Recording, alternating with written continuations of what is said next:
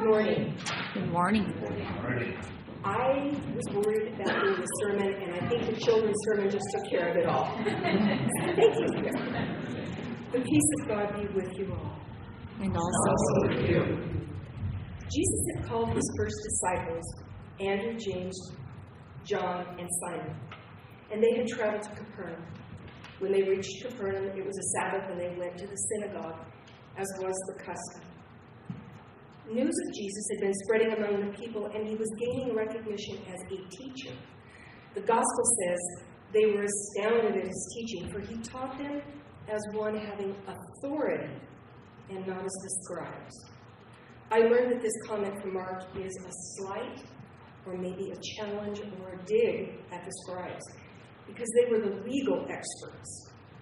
The scribes were known for talking about traditions in the Jewish faith and regurgitating what had been said over and over again. Jesus was interpreting the law and speaking about God in specific and deliberate teachings with direct knowledge of God and authority, and the people listened to him. Mark tells us that just then there was in the synagogue a man with an unclean spirit. We are not told what type of spirit afflicted the man, only that it was unclean. The unclean spirit looked at Jesus and said, "What have you to do with us, Jesus of Nazareth? Have you come to destroy us? I know who you are, the Holy One of God." The unclean spirit clearly knew who Jesus was. He was the Holy One of God. The Holy, the One of God.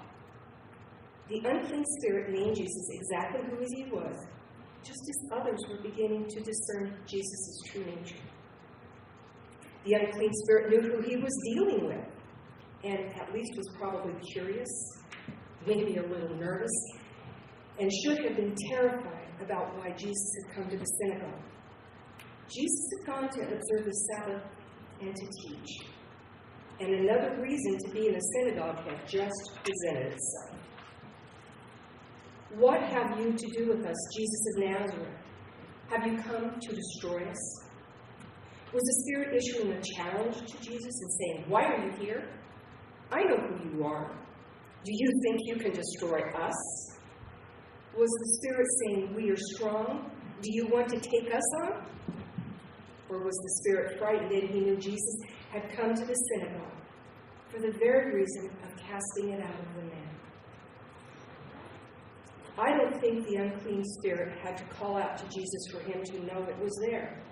Jesus knew when he entered the synagogue, if not even before he went in, that there was yet another new lesson to teach the disciples and the people. Jesus rebuked the spirit, saying, "Be silent and come out of him." Jesus spoke with authority to the unclean spirit, and it had no choice but to obey. The spirit caused the man to have convulsions, and he fell to the ground. This was agony because the spirit didn't want to leave, and it cried out in a screech as it left the man. It had no power or authority against Jesus, and it had now no power over the man either. We know from later and other gospel teachings that, yes, Jesus did come to destroy unclean spirits and demons and sickness and even death itself. What have you to do with us, Jesus of Nazareth? Right now, today, in the lives we live each day, what do you have to do with us, Jesus of Nazareth? Jesus came to teach us about his Father's love for us and to lead us into a relationship with God. Jesus came to heal us from our sickness, whether it be physical, mental, or of our soul. Jesus came to deliver us from our unclean spirits. Jesus came to redeem us from our sins. It is all about us. What might have been called an unclean spirit in the time of Jesus might today be diagnosed as depression, or Tourette's syndrome, or epilepsy, or cancer, or many other conditions. In some countries, yet even today, these sicknesses are credited to demonic influence.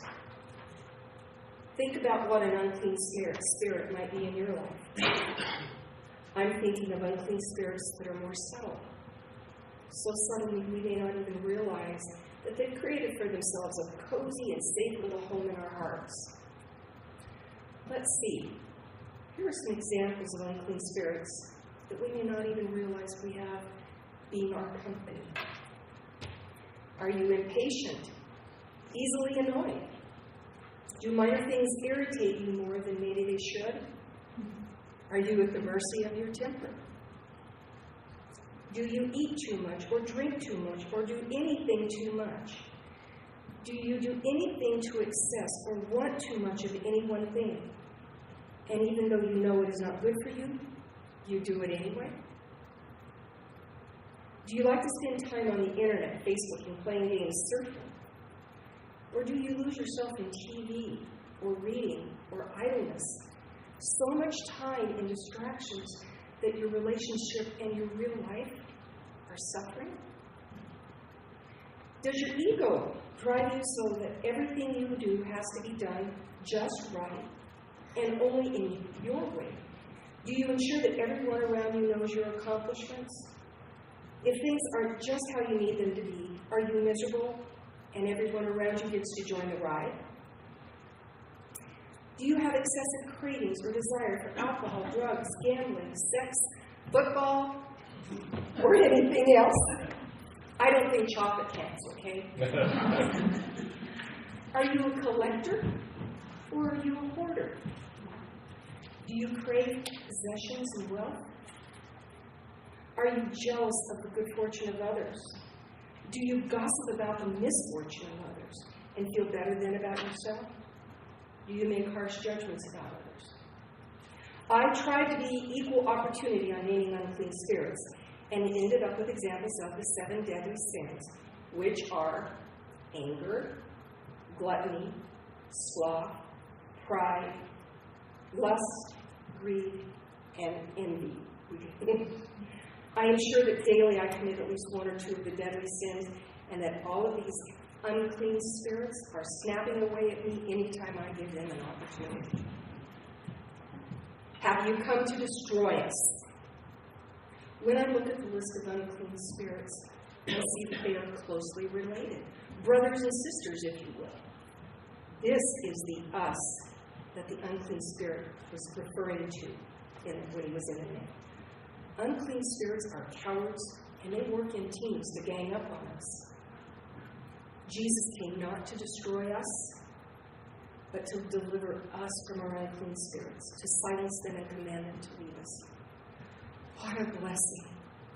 We don't have to live with these unclean spirits running around in our heads and our hearts, trying to take dominion over us, trying to make us slaves to them, and driving us crazy. Jesus came to deliver us from our unclean spirits, and he has the authority to do so. We have to do our part as well. We must look into our hearts and know that we are not strong enough to save ourselves. We must give ourselves over to God and to Jesus. That can be difficult. I have to actively work to give things over. I have had a big challenge this week and have had very little control over the situation. I have prayed a lot for guidance, patience, love, forgiveness, strength, and to let go of the challenge. I've prayed for wisdom to lay it at the feet of Jesus, and I have asked that if I go back and pick that up, that he'll step on my fingers. Let's put it this way. If Jesus was stepping on my fingers, all 10 of them would be flat as a dollar bill. I've gone back and picked it up a lot, and I've only caused myself more pain, more frustration. I'm sure my blood pressure is higher, a queasy stomach while asleep, and given an unclean spirit more power in my life. Anyone else resemble these remarks? Anybody else have a challenge this week? I don't think it was only me. I read my notes this morning a couple of times, and I laughed. This is how it is pretty much in life. And I think it is probably familiar to everyone. Jesus doesn't step on my fingers. He has a better plan. He lets me learn the lesson. When I don't lay it at Jesus' feet, when I'm acting out, is that I don't trust God's will. But I do trust God's will. I have to remember that God can take care of everything and anything without my input and my assistance. I pray for wisdom to know when I am letting obsession or a situation consume me, and for the strength to back off and give it over to God. I've even figured out that without my help, God does a much better job of taking care of the situation. My responsibility is to pray about whatever is going on and to trust God that His will be done. And His will is perfect. Now each time I pick up the problem, I drop it a lot quicker. And last night I had the first good night's sleep in about a week. I know who you are, the Holy One of God. Jesus of Nazareth has everything to do with us. Jesus was a teacher, and from everything we know, I think He loved to teach about God and God's grace and love, about how to love one another, about how to love ourselves. Jesus came not to destroy us, but to bring us the love of God, to create us into new beings. Jesus is the Holy One of God, the Son of God. Jesus is our Redeemer. Jesus came to give us life and to save us from our sins and from ourselves.